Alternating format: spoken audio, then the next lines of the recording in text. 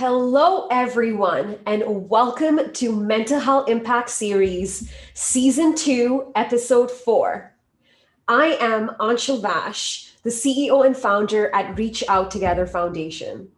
We're a Canadian registered mental health awareness and training company dedicated to empowering you to go get the help that you need to recover and to feel good. And today on our episode, we have the one and only Jazz Rakkar from United Kingdom here on our show to talk about mental health and break cultural stigma and encourage recovery. We're so grateful for you to be here, Jazz. Could you please introduce yourself and share with the audience a little bit about yourself, your professional background? Yeah, of course. I mean, first of all, thank you so much for having me on here. It's an honor. So I'm, like you said, I'm from the United Kingdom. I'm 27 at the moment. My professional background is kind of a mix. It goes from kind of luxury retail management to freelance photography. And at the moment, actually, since the beginning of this year, I've actually not been working just so I could focus on recovery and just focus on the main things, especially through the kind of back end of the pandemic. I think it's important just to have, if you can, time to reflect. And that's just what I've been working on really at the moment. Thank you. Thank you for being here, Jazz. Share with the audience that's tuned in what brought you here today. So I think I initially actually came across the Reach Out Together charity via Clubhouse. That's where I kind of came across you guys, and I looked into the charity, and you guys do such amazing work to really kind of talk about the things and really try and break the stigma and just really in a good way talk about the, not necessarily in a preachy way, but just a great conversation to be had. And yeah, I just kept getting into contact and was very kind of eager to kind of help in any way or volunteer in any way. And yeah, I'm glad that we've got here to this platform now. You've been fantastic, Jazz. You've been attending a lot of those clubhouse rooms and really contributing to that discussion and helping create the space for other people to share. And something that we're noticing is that room is growing, and it's growing slowly but surely. And we do have a lot of repeats that people that keep coming back to create this environment with us to support recovery. If you don't mind me asking, what about that room speaks to you or encourages you to join again? I think it's people's viewpoints. There's a very big kind of openness in that room. It's very non-judgmental, and I think that's something that's great. I mean, from having so many years of going to different kind of therapies or trying different kind of things to recover, you can go through so many kind of mixed kind of messages and kind of really mixed approaches to how people talk to you. And it's really great to see a room where it's a very safe environment to be in. And I think it's great to not only talk, but I think it's great to hear other people's stories in such a kind of personal way where you're not face to face necessarily. It's kind of just like a podcast. So it's safer in that kind of environment. So it's a great place to kind of go. And I think that's why I always kind of, every time I see it pop up, I'm like, yep, I'm definitely joining back into that one. That's amazing. Thank you for sharing, Jazz. So let's get into it. And let's talk about some of the key issues, some of the key concerns, or just things that we can bring to light, right? So please go ahead and take the floor and let's talk about some of the key challenges that you are witnessing or you've been through. And how did you work around it that you're still here, Jazz, today? So I was gonna say it's gonna be a long one. So I've pretty much been having a lot of mental health issues for about 15 years now. So the majority of my life. So it started off. Sorry to hear. That's okay. I was gonna say it started off mainly with an eating disorder. Starting off from when I was kind of 12, I used to do all these kind of weird diets and these kind of celebrity fad things. Even though luckily I was thinner then than I am now, but it kind of led from there. And then I ended up, when I was still quite young, 16 to 17, getting into a very abusive relationship actually. And that was the first one I had. And that ended up being abusive physically, sexually, and mentally. So it became very kind of controlling and toxic. And that kind of really spearheaded a lot. And I faced a lot of PTSD after. And the kind of environment I grew up in, if there was anything bad that happens or any kind of family secrets, like if like when you go to a relative's house, you don't talk about what goes on in your house. And that's how I was raised, to put on a mask and pretend nothing happens. And in a way, it kind of, no one actually knew. I kept it from everyone. My best friends didn't know. I'd always say, oh, I'm actually at my other friend's house now. Or I'd say to my parents, I'm going to go to this person's house, and always create this lying trail to kind of protect something that was so damaging.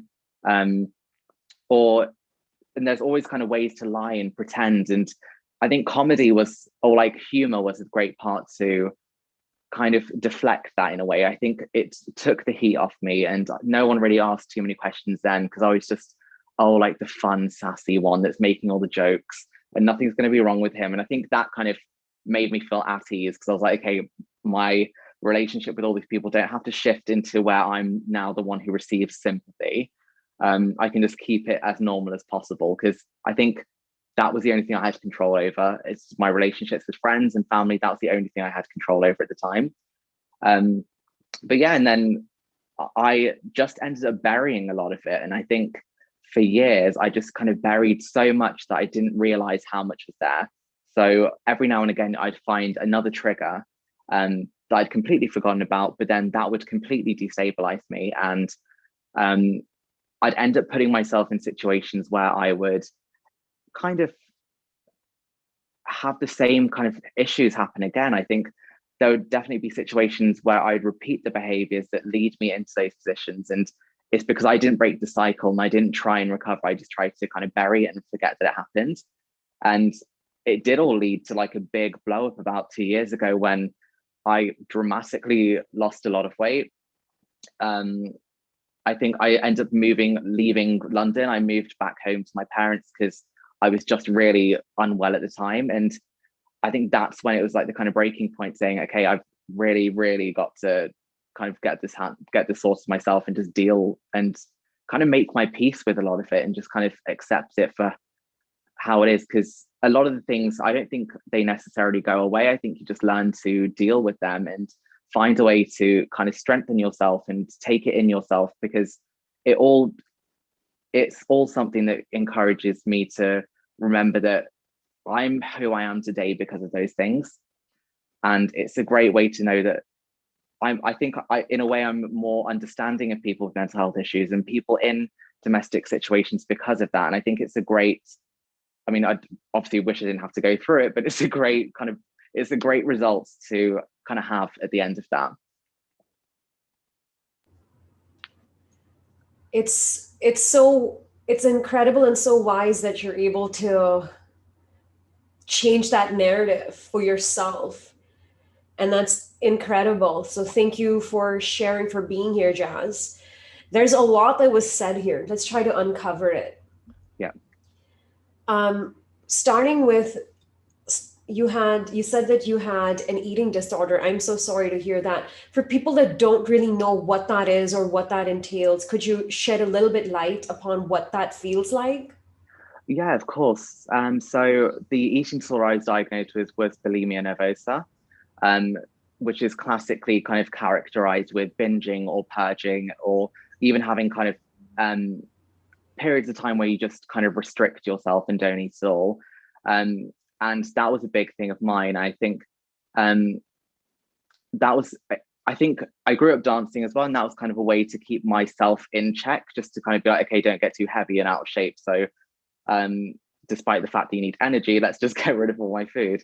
But that was a thing that I just kind of kept, and it was obsessive. It kind of felt a bit like an addiction, and it still does today. I mean, I would be lying if I said that I'm completely over it. I mean, the thought process is always there, but the behavior is not here right now. So to that point, I'm recovered as much as I possibly could be, but it was obsessive. Everything came with a cost suddenly. So I'd find different ways to kind of keep this secret that no one has to know about. So, and it's like my best friend in my head that, oh, I've got this amazing best friend that's always there for me in the tough times. And it becomes that kind of character that I assume, and that voice in my head, I assume is something that's kind of good for me, but I don't realize that's what's so damaging. And everyone else can see it but me at the time.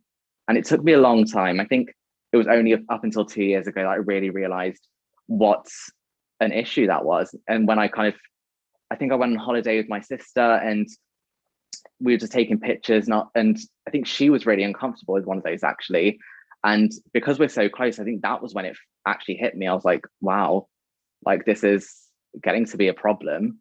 So yeah, I probably need to sort that one out there. But yeah, so I mean, eating disorders come in so many different shapes and forms. And um, I think what I would probably say to anyone kind of watching is if you notice anyone kind of doing smaller things, such as kind of like if you're asking them, do they want to have something? They're like, oh, maybe just one. Just keep an eye on those kind of behaviors just to kind of see if that's kind of leading, or if they suddenly want toast with no butter or something, or there's something kind of going on there, especially towards those adolescent years. I think definitely try and keep an eye on the ones that are around you. I mean, I do that to my nieces at the moment because some of them are, one of my nieces is 14. So I keep an eye just to kind of see everything's kind of safe and going on well there, because I can see the signs now. But yeah, you definitely have to pry the information out of our mouth to know that. Wow. We have a couple of comments coming in from the audience. So inspired already, Jazz, and more power to you. Jazz, I really appreciate you embracing your vulnerability. You're speaking up about issues that are so important. Thank you for speaking up. What insights at such a young age? It's a gift. The strength you have is inspiring, Jazz. Absolutely. So that goes back to recovery. At such a young age, when finally you noticed, people, you mentioned that people around you felt it, but you were the one that didn't. And when you did, at that time, how was recovery like? How was that journey like for you? The For my eating disorder in specific, just to kind of compartmentalize it, that recovery was very kind of bumpy. Um, I think my flatmates did make me kind of go initially a couple of years before that to the doctor just to kind of seek help for it. But especially here in the UK, mental health is very underfunded in the healthcare sector. So it's not something that's readily available, and the waiting lists are very long. Um, and a lot of the times it would come back. Do you know when you see those kind of memes like, well, have you just thought about eating something else? It was a lot of that kind of suggestions. And I'm like, wow, thank you. But no, and I would get rejected a lot from eating disorder help actually. So the help that was here just ended up being um, a kind of rejection, because it would either be the waiting list is over a year and a half. So I've already moved out of that kind of area. So I'm no longer qualifying, or I don't meet the criteria to fit in there, which kind of is telling an eating disorder person they're too fat to get in. But now I think it then occurred to me that we do actually have a lot of power. And as silly as it sounds, mental health is in your head. So I really forgot that you can really change the way that you think yourself. Because I have a lot of friends who've gone through eating disorder therapy, and they're absolutely fine. But I also know the shortcomings of some of those helps. So I kind of took on all that information just to actually do it myself, because I wasn't getting any help professionally. And I know that, okay, I've got to get a handle of this. I've got to use the support network I have, the friends, family, learn to be open and just talk to everyone about it. So it's not going to be awkward, and there's no kind of questions that could kind of destabilize you further. But no, I think there is definitely help out there, but it might not be the way that it definitely occurs to me that it's not necessarily the way that you think it's going to be. And I didn't realize that I would be the one to help myself. As weird as that sounds, I always thought, okay, this seems medical, so maybe they can do something in the hospital or at a doctor's for me, put me on weight gainers or something just to get me back to normal. But it only really happened when I kind of desensitized myself from the things that used to stress me. So there used to be like loads of key foods or kind of things that I'd be like, okay, this is something I will eat in like a vast quantity and then immediately just essentially get rid of it.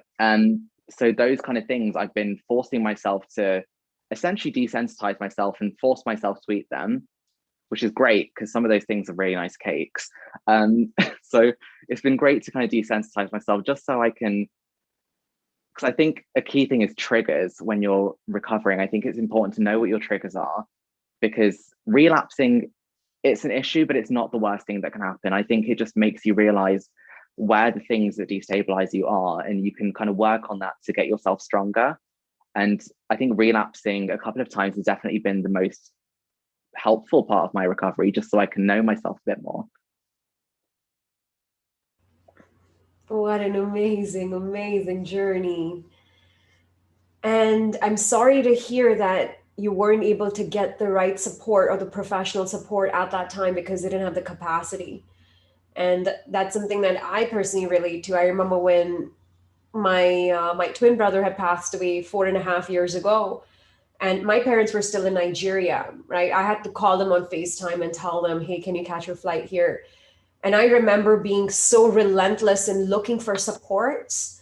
I went out there and I was looking for nonprofits, charities specific to a survivor of suicide loss that would actually come and support us, not just me, but also my family that was yet to arrive to Toronto.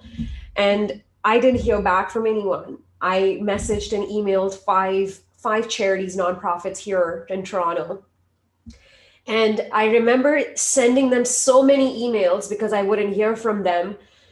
You know, for me, it was like, I need to find something for my parents. I need to do something for my parents. Before my parents arrive, I need to have something booked out, right? Because I don't know if they're going to be willingly taking any help when they go back home, which is go back to Nigeria. So while they're here, I need to find something.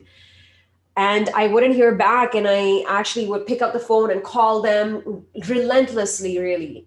And finally, there was this one very small non-for-profit.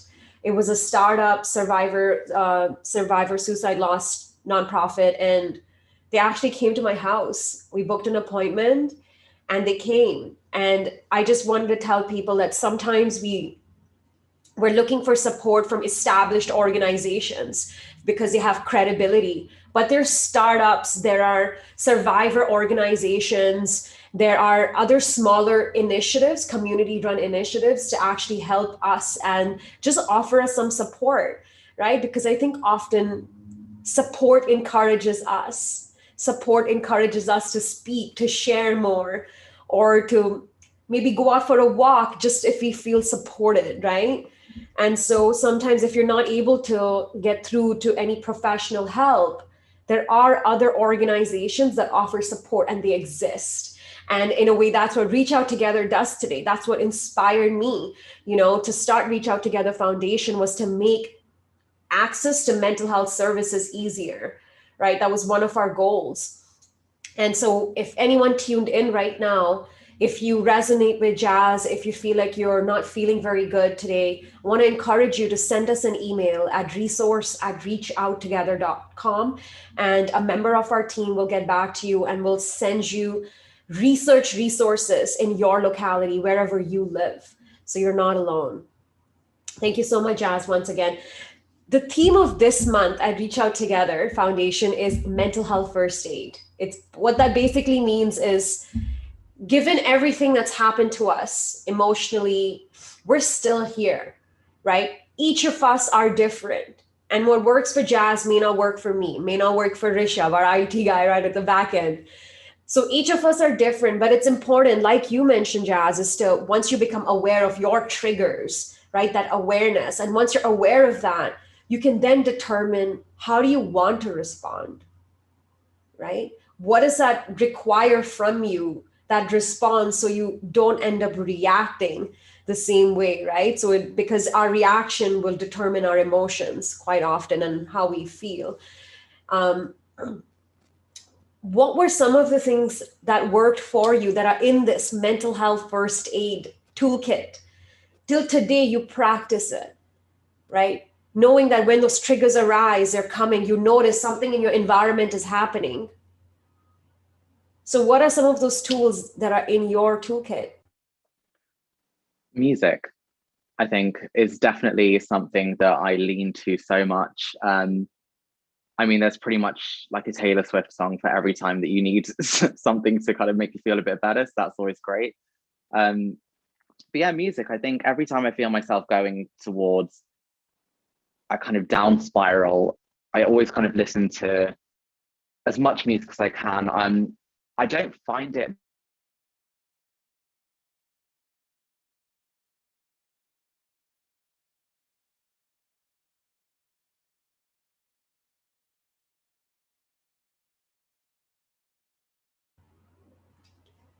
We seem to have lost Jazz, but he will be back when our technical issue is fixed. Jazz is back. You're on mute.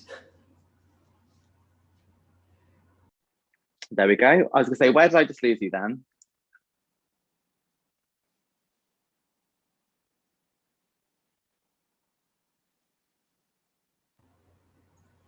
I'm actually not too sure. I can't remember. So you were basically just Music. talking about music and how music has helped you feel better in real time.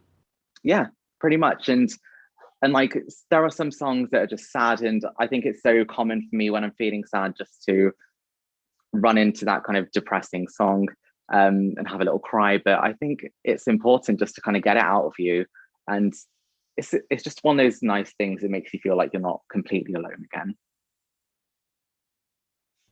Yeah, what about photography? So photography, it's a bit of a weird one. I think when I'm going through a crisis, I can't focus on that. I think because Hmm. I rather focus on physical art when I'm doing that, because it's something like actual painting or something like that. Because photography is too kind of planned. I think because of the pandemic, it's just not really possible with the style that I do, because it involves people. Mhm. So it's not very possible for me at the moment to do that. So a lot of things that I've been doing is kind of actual art, because it's just nice to kind of get something out there and just kind of really. And I'm very much one of those people that would always, when I'm coloring in a paint, like a picture, I'd be so careful to be inside the lines and so kind of meticulous. But there is something so freeing about just throwing all control out the window and just letting your emotion out on a piece of paper. It could be paper and pencil, just any kind of little sketch doodle. I write as well. I think that's a good thing. It's very cathartic just to kind of get those feelings out, because hindsight is a beautiful thing. And when you're in the moment of something, it really does feel like your entire world. But then when you take a step back and analyze it a bit further, you realize that it's actually not so big, and you can deal with it. And back to kind of comedy and making jokes, if I can make a joke about it, I could definitely get over it. So I always use that as a kind of guideline. If it's too serious I can't even joke about it, then Yeah. maybe it's too far. But if I can still laugh and joke about it at my own expense, then at least it shows I'm kind of dealing with it in a way. Yeah, you're working through it. Yeah, that's so beautiful. And that's what it is, everyone. Like when we're not feeling okay, that's mental health. Mental health is right now how we're feeling, right? And you can imagine, like, let's say there's a scale 1 to 10, and one being not very good, 10 being feeling good, right? And how where are you on the scale? And depending on that, where you're at, taking those actions to move yourself to a positive mental health, right? Mental health is mental health. It's how we feel. Do you feel good? Do you feel bad? And if you're not feeling good, what can you do for yourself? What brings you joy? And doing that activity actually changes the energy from within. Could be a jumping jack, could be listening to, for me personally, music helps me reset completely. And not just music, I love to jam to the music, whether I know the song or not. Like I'm just going to sing to it with all my heart out loud. I've gotten few noise complaints, but singing is just so therapeutic. And so I want to encourage everyone to actually consider it, try it. Play a song, put on the lyrics, and sing out loud. So therapeutic. We have more comments coming in from the audience. Nice to hear about you helping yourself when you didn't get professional help. Absolutely. This is so deeply relatable. When Jazz talks about recognizing triggers and avoiding negative reactions to them, I think some experiences with cognitive behavioral therapy. I think about some experiences with CBD, yes. Love how you aren't afraid to embrace your emotions. It's coming through, Jazz. And that's victory right there. Okay, amazing. And so before we wrap up our conversation today, Jazz, I know there's so much more to talk about. 30 minutes just doesn't do justice, but this also encourages us to bring you back to our show sometime so we can keep the conversation going. Before we wrap up today, is there something you'd like to say to the audience, Jazz? People that are tuned in, someone perhaps not feeling very good? I mean, the thing I'd probably say to everyone, just from my personal experience, again, I'm not a professional in any kind of mental health service or anything like that. I'm not a doctor or psychiatrist, so take it with a pinch of salt. Of course, it's just my kind of personal, what I've kind of dealt with, but I've gone through depression a lot. I've been through my own personal suicide attempt, and looking back on it now in hindsight, there were so many things that I could have done to avoid getting that step, and so much greater things have happened since then. So and it's as really as cliche as it does sound, when things don't look like they can get any worse, that they literally can't. You're just going to carry up. And sometimes with balancing your life, you sometimes do need to go through something to be able to see the kind of beautiful side again. So you have to take life with ugly as well. So good, bad, and ugly, it all has to be in there. So if you're going through it now, that just means the next thing will just be so much better for you. And it's just preparing yourself and getting you ready for whatever you've got coming next. That was beautiful. That was like a perfect mic drop moment right there. Thank you, Jazz. Thank you, thank you, thank you. We really, really appreciate you being here. Do you know what this hand sign represents, the symbol? No, but I want to say it's a heart because there's a slight. It creates a heart, right? So these are just two hands put together, our fists. And yes, exactly. This means together in sign language. And that's our logo at Reach Out Together. We put a circle around it to symbolize the world. And the color orange was used because orange in color healing therapy brings out feelings of warmth and happiness. And our goal at Reach Out Together is to heal the world together, conversation by conversation, community by community. And I really believe that's what we did here today by you being so vulnerable and openly sharing just for 30 minutes. I know it's made a difference. Look at the comments coming in. It's clearly made an impact today and will continue to for whoever tunes in. Where can people reach you, Jazz? What's the best way for people to contact you?